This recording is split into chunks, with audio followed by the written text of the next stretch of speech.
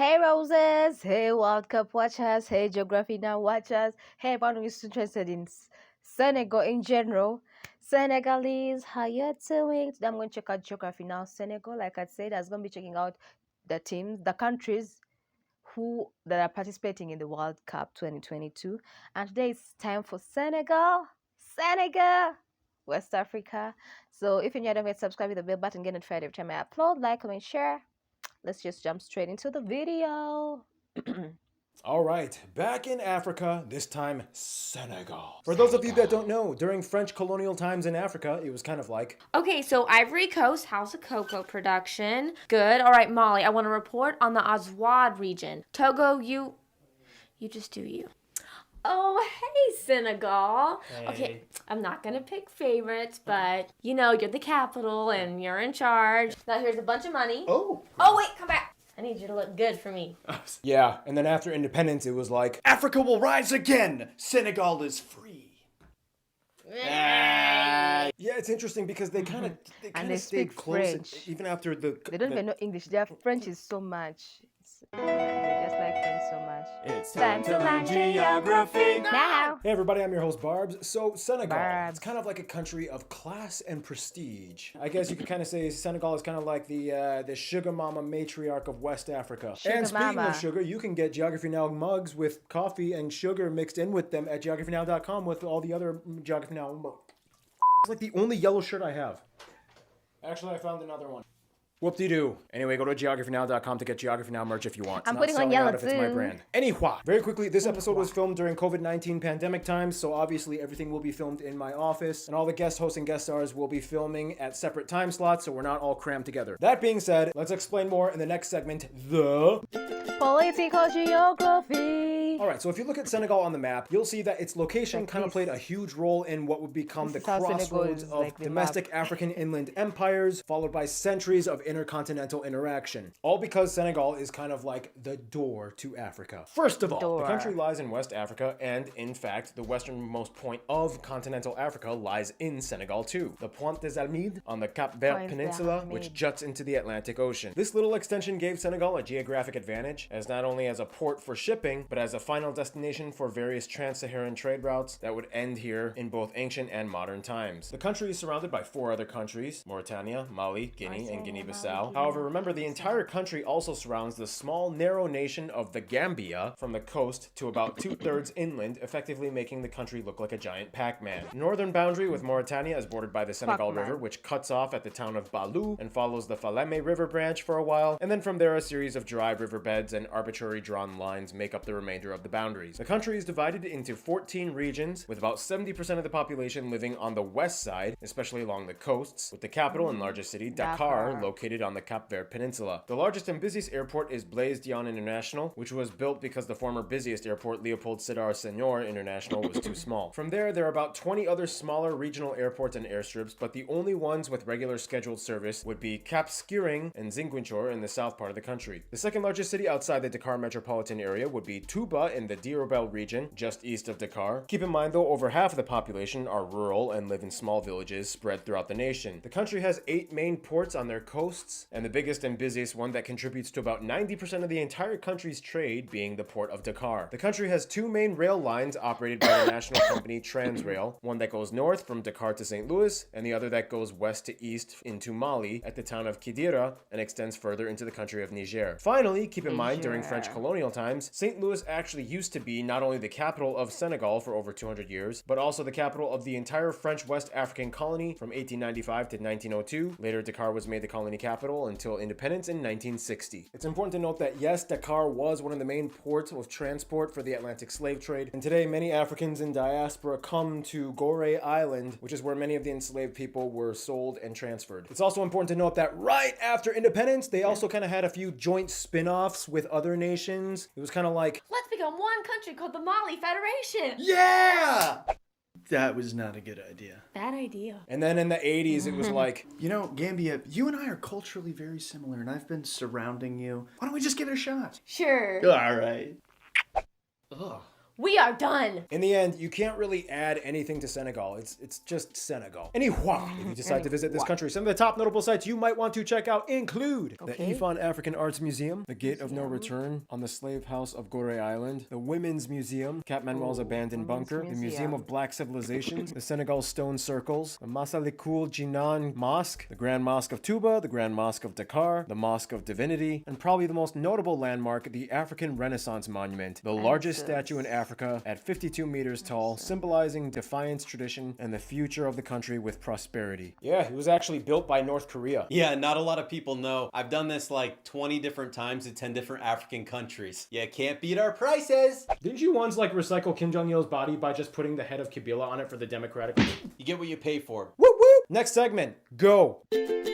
Physical geography. Now, Senegal gets its name from, no surprise, the Senegal River. Historically, the rivers of Senegal were kind of seen by outsiders as like the transition zone between the Sahara and the savannas. That's why this place was so important to numerous people groups. It meant water, and with water, you have life. Motion graphic time, go! First of all, Senegal lies within three main ecoclimatic zones. In the very north, you have the Sahel, which is the driest and hottest part of the country, characterized by its semi-arid landscape and climate. In the middle and largest part of the nation, you have the Sudanian savanna, which includes wide expanses of grasslands and trees. And finally, in the most southern part of the country, you have the Guinea lowlands, characterized by more lush tropical greenery, as well as flora and fauna diversity. The country is relatively flat all around. I mean, the highest point doesn't even have a name. It's just a random hill near Nependiaka at about 648 meters. The reason being because Senegal sits on the basins of four main rivers, the Casamance in the south, the Gambia River, which of course is cut off at the coast by the country of the Gambia, the Saloum River in the center, and of course the Senegal River, the largest and longest in the country. The funny thing is, the mighty river flows into the Atlantic but does not break off into a fan tributary. It's actually blocked by the Barbary Split, a long sandbar beach extending to Mauritania that almost completely shields the river from exiting into the ocean and only opens up at one main breakaway near the town of Tassinere. From there, the country only has a few small natural lakes and ponds. They even have a cool pink lake called Lake Retba or Lake Rose. The largest lake, though, would be Lac Guiers. This is also the largest freshwater source of the country, and numerous pipes go from here to nourish the capital, Dakar. And finally, as the country is situated right at the confluence of the deserts and forests, the country has been dealing with desertification for decades. Many people have lost farmlands in the north due to less and less rainfall annually. Every year during the dry season, between December and April, a large hot, dry dust wind, known as the Harmattan, pummels the north side of the country with powerful dust storms, which are a factor in destroying the arable land. To combat this, Senegal has teamed up with 10 other African states to initiate the first phases of the Green Wall Project, a natural barrier of trees 9 miles wide, extending over 4,300 miles from coast to coast, starting in Senegal, ending in Djibouti, to combat the encroaching Saharan desert from spreading. Yeah, the Green Wall, that is the biggest project that the country plans to embark upon. Keith wanted more screen time, so here's a little skit he wrote to portray the situation. Ooh, I'm the desert sands. Ooh, I'm gonna deforest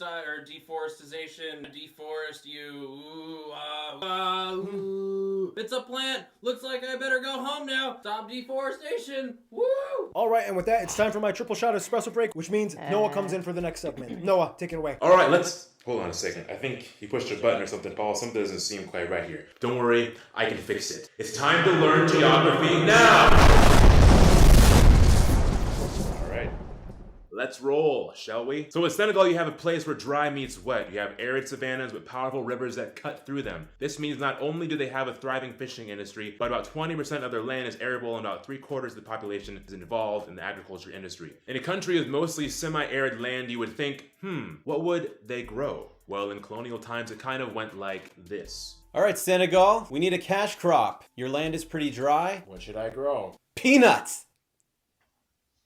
Yeah, there's no punchline to this. That was the skit. That's it. At least Tarchin's in this skit, so. Yeah, anyway, that's how Senegal became the 10th largest producer of peanuts in the world. What's even more interesting, even with the desertification, they still managed to have an average 7% industrial production growth rate in the past few years. This is partially in thanks to the Emergency Senegal Plan, or ESP, announced in 2012, partially funded by the IMF. That kind of sounds like Impossible Mission Force or Mission Impossible. I think I watched too many movies.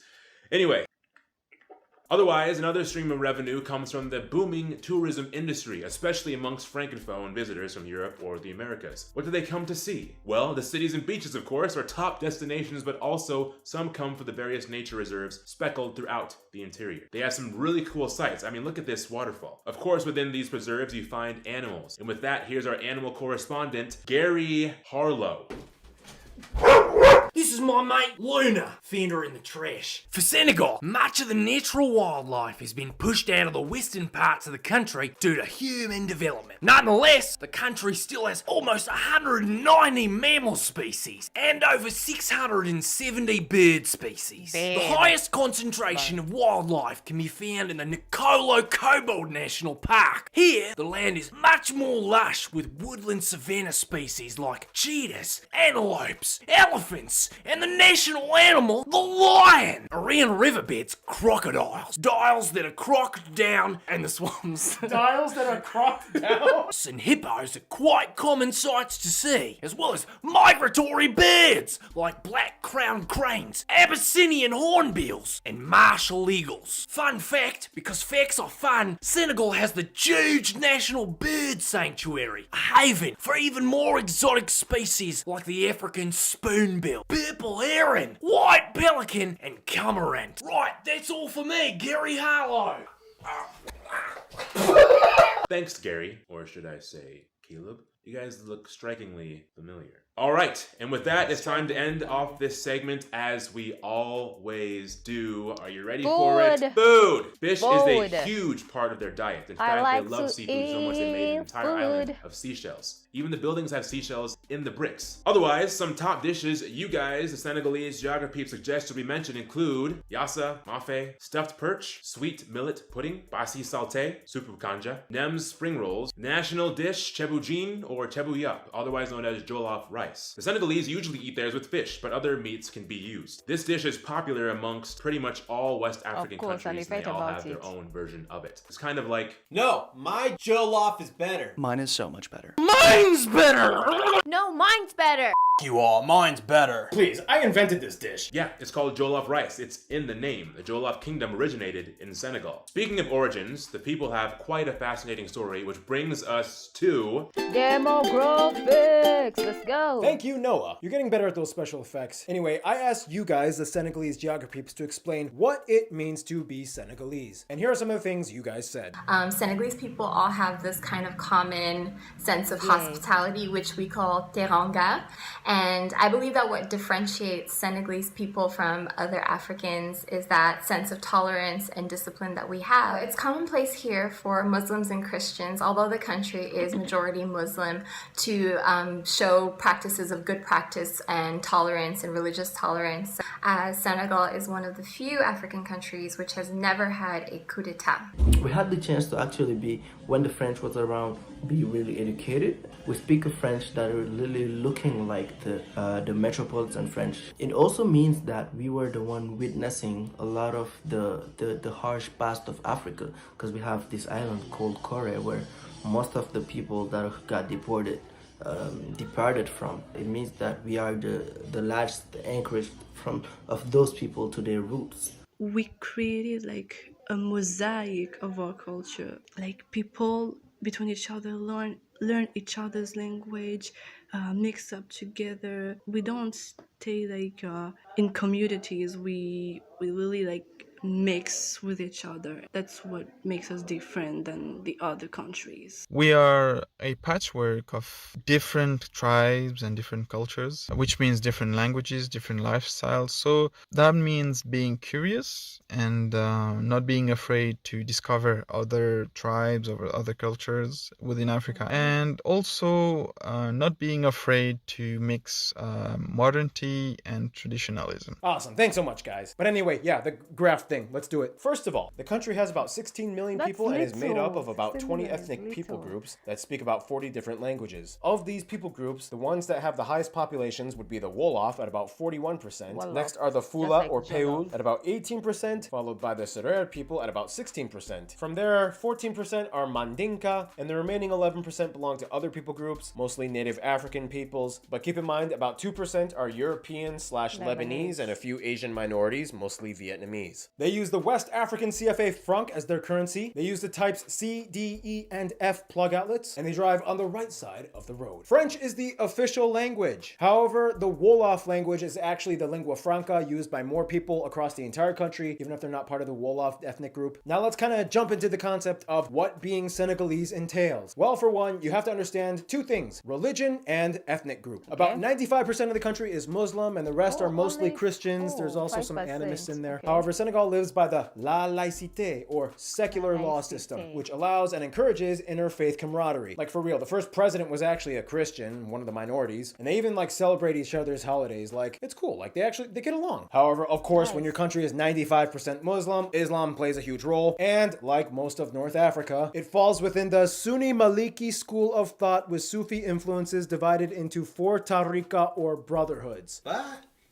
That's a whole other thing to explain. But basically, Senegal has one of the largest religious pilgrimages on earth, the Grand Magal. It takes place at the Mosque of Touba to celebrate the teachings of Sheikh Amadou Bamba. You'll see his picture everywhere. Moving on. Today, the Senegalese are all just Senegalese. However, many people still hold ties to their heretical social status, whether it was rooted in nobility to a former kingdom or servitude to said kingdom. Long story short, the Wolof and the Serer people had the most influential kingdoms, and today many communal chiefs in villages can trace their lineage back to one of these royal households. You had things like the Jollof kingdom that ended in 1890. It had like a spin-off called the Kayor kingdom. For the Serer people, you had like the Wallo kingdom, which had that badass queen. There was the Saloum dynasty, the Sine dynasty. We could go on and on. Explaining Senegalese royalty is like calculus on crack. In any case, today, everybody is a citizen in a republic. With that being said though, each ethnic group has their own unique quality. I'm gonna try to summarize it based off of what I've learned from you guys. Long story short, the Wolof, the largest group, they're kind of like the head honchos. They do the most business and industry. The Wolof are known for having some of the fastest drums and dancing in all of Africa. Really cool celebrations and art. The Serer and Fula people are basically cousins. The only difference is that the Serer kind of decided to move along the coasts and they worked a little bit more with the Wolof people, whereas the Fula are kind of like semi-nomadic herdsmen in the interior of the country. I was told there's kind of like an inside joke when a Serer person meets a Fula. It kind of goes like this. Hey, what ethnic group are you from? I'm Fula. What are you? I'm Serer.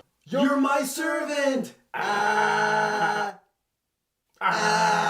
Then you have other people groups like the Mandinka. We talked about them in the Mali episode. They're also renowned for having that very important cloth. What's it called? Seuru Rabal. Like, they wrap their babies in it. They have marriages under it. They wrap their dead in it. This cloth is everywhere. You have the Soninke people, whom are like the descendants of the former Ghana Empire, so their lineage goes way back. The Lebu are mostly fishermen and like wealthy landowners, and also they're kind of like the cousins of the people in Cape Verde. The Basari are kind of like the ancient people that live in the rocky highlands of the Futa Jalon area. The Diola or Jola people are like the southerners. They have good cooking and they get along with people in the Gambia. Then you have the Casamance people. They have a higher population of Christians and animists, and they are home to Senegal's only internal conflict zone. They have a lingering independence movement that's been going on since the 80s. And those are like the largest people groups. There's a lot more, but yeah, time is of the essence. Another Senegal side note though, aside from maybe the Nilotic peoples of East Africa and some Melanesian/Austronesian people groups, Senegal is known for having some of the darkest skin tone complexions on earth. And there's actually kind of like a dark revolution going on to combat the skin bleaching industry, and it's really cool. Models like Kouria Diop, known as the Melanin Goddess, have come into the spotlight, shattering the industry standards, encouraging little girls to do so likewise. That's pretty cool. We need more people like that. I mean, I got Korean heritage. I've noticed Koreans kind of do that a lot. They like bleach the crap out of their skin. Like every K-pop star does it. Why do people do that? Like, you look like a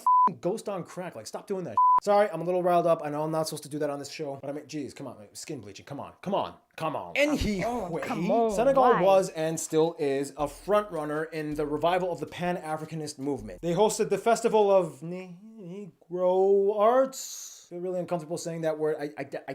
That's what it's called. I know my Latino subscribers are probably like, ¿Cuál es tu problema? Solo es una palabra, negro. But like, it's not the same thing when you say it in English. Anyway, it was established in 1966 in Dakar with the intention of reorienting black people back to their African roots and traditions. This was what would inevitably precede numerous Pan-Africanist establishments and buildings like these. And from there, the prestige of Senegal started to kind of grow in every field of social status, including one of the most well-known fields, athletics. And with that, we're gonna try a new segment called The Sport Part with Art. Here we go. If you spin it more than 3 times, that's playing with it. He's back, guys. Athletics are very important to the Senegalese people, and they have one of the most active national sports scenes in all of Africa. In 2002, they even made a national holiday after they beat France at the World Cup, which was their first appearance. And since then, they are actually only one of 3 African teams to ever reach the quarterfinals at the FIFA World Cup. They've also hosted the All Africa Cup in 1992, and many players from Senegal have gone on to be drafted onto other teams across the world. The most famous player that's probably... What the I just wanted to ruin a take. Yeah, you ruined it. Yeah.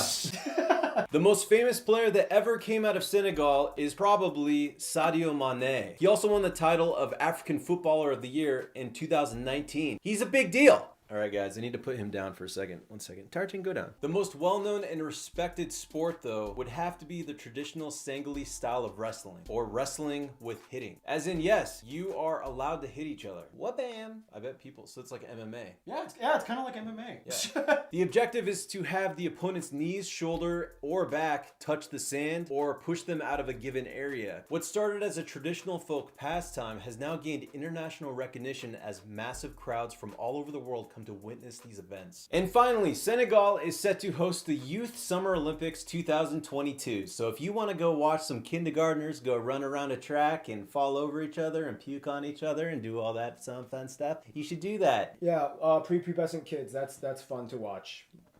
That sounded wrong. Yeah. You can't believe I said that. And blacklisted. Thank you, Art. And I guess now that means we can move on to culture stuff with Random Hannah. Hannah head spinning in. Okay.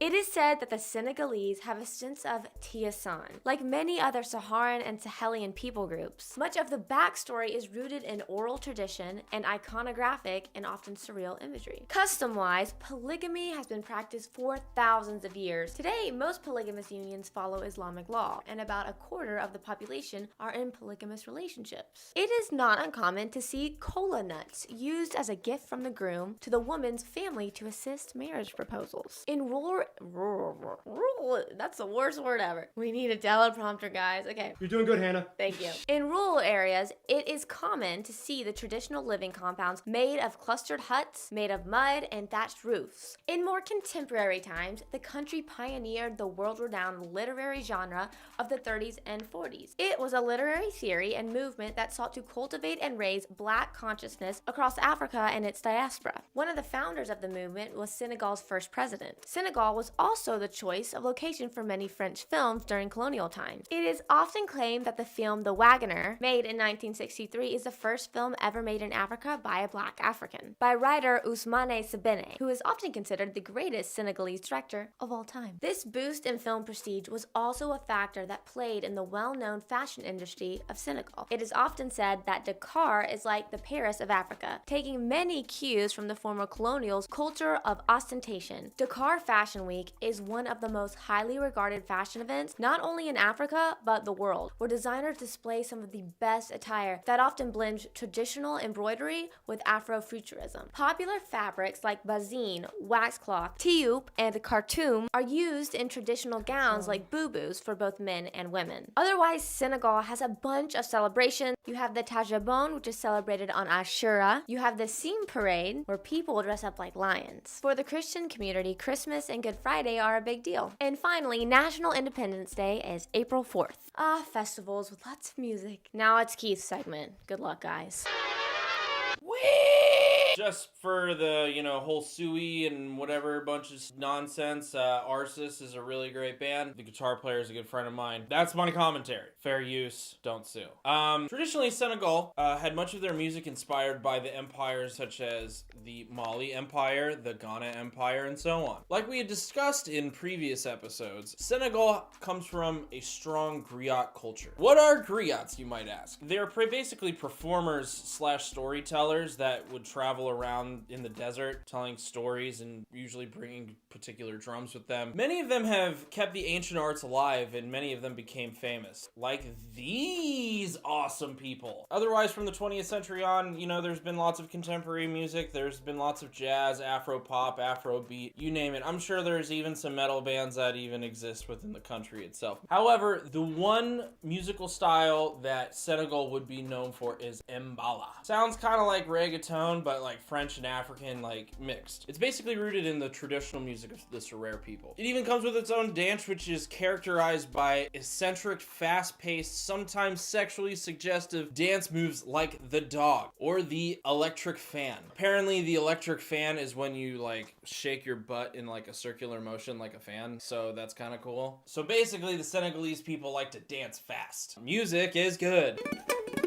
Thank you, Keith. And now, rapid fire, here is the very condensed history segment of the country, in the quickest way I can condense it. Neolithic Senegambia period, Ghana Empire, migration of Wolof, Serer, and other people groups, Berber Almoravids come in and introduce Islam, Arab slave trade, Mali Empire, Songhai Empire. This Portuguese guy becomes the first European to document landing in the Senegal River. The Dutch take over Gorée Island. French and British come in, take over Senegal and Gambia. Atlantic slave trade, mostly to French territories in the Americas. Privilege to the four communes, with parliamentary seat, independence from France, quick Mali Federation that didn't work out, Portuguese military drama in Guinea-Bissau in the 70s, 1981 first peaceful transition of elected officials, Senegambia Union for 7 years, Casamance drama, tourism starts and gradually kicks off with more infrastructure investment, and here we are today. Some of the top notable famous Senegalese people across the world that you guys suggested I mention in this episode include Alboury Ndiaye, king of the Jollof Empire, Latir Ngoné, Latir Diop, king of the Cairo Kingdom, Queen Fatim Yamar, Bouraye Mbodj, and these two princesses, Mame Diarra Boso, Youssou N'Dour, Baba Mal, Kumba Gallo Sek, Akon, Gabrielle Sidibe, Issa Rae, Estelle Singer, Anna Diop, Mariam Baba, Jabril Diop Mambedi, Sheikh Anta Diop, and Alhaji Diouf.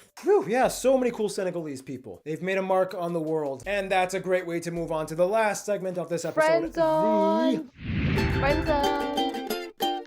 Now, when you're a francophone nation, you have access to literally every continental region on Earth. And Senegal, being one of the front runners of francophone Africa, kind of uses that to their advantage. First of all, for one, Vietnam has close ties as there is a small Vietnamese community brought in after the Vietnam War, as both were former French colonies. This is why you see some of the influence in foods like nem spring rolls, which are a popular dish. Later in the 90s, more came during the UN's Agricultural Project Initiative, and they can mostly be found in Dakar. In addition, Lebanon has close ties, as many Lebanese people immigrated in the early 19th century when France occupied Lebanon. They make the majority of the Shiite community, and it's also why shawarma is a popular dish. With France, of course, slavery times caused problems in the past, but even amidst the harsh times, Senegal was still kind of favored, and to this day, France still kind of has a soft spot for Senegal. Back in the day, St. Louis was actually the capital of French West Africa, and anybody born in Dakar, Gorée, Rufisque, and St. Louis were automatically French citizens. The two governments get along very well today, but of course the Senegalese citizens never forget the damage of the past, but they don't dwell on it either and move forward. Back to Africa though, one of their close friends would be Guinea. They kind of set the example of the fight towards independence, and their leader even led them to becoming the first independent nation out of West African French colonies. Senegal contributes a lot to their economy by importing goods from them. Also, there was a large group of Guinean immigrants in Senegal, and the people from the two nations often get married. Mali, of course, is a close friend to Senegal as well, as Senegal kind of gives them access to the ocean, especially on the autonomous port of Dakar, and Mali gives them resources from the inland areas. And of course, historically, they've shared a lot, as they were both parts of various empires like the Songhai and Mali empires. For their best friends, however, many of you guys, the Senegalese geography peeps, have told me it would probably be the Gambia. They are literally the same people. The only difference is that one was colonized by the UK and the other was colonized by France. They both speak Wolof and other languages common in both countries. They both have the same cultural references, eat the same foods, dress the same, and when a Gambian and Senegalese person meet abroad, they just have an instant connection and get each other. In conclusion, the people of Senegal are quite special because they're kind of like the descendants of the kingdoms that connected and shared the mysteries of the interior deserts of Africa to the outside world. Stay tuned, Serbia is coming up next.